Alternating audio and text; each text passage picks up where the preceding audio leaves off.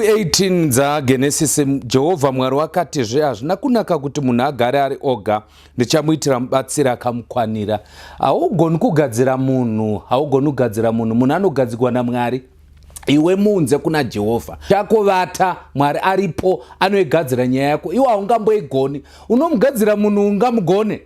Rega Mwari aite basa rake. Zivisa Jehovha vanoigadzira. Chii chavangakoniwa? Shoko riri pachena kuti Adamu akavata, hope chaidzo anga asipo. Even pakagadzirwa Eva, Adamu iye pachake, Eva anga asipo. Unoda kumira sei kwapa? Unomugadzira sei kumurume mukuru akakura usipo? Dzosera kuna Mwari nyaya yacho. Mwari anoigona. Iye mukadzi mukuru ndichamusota, unomugadzira, unomugona.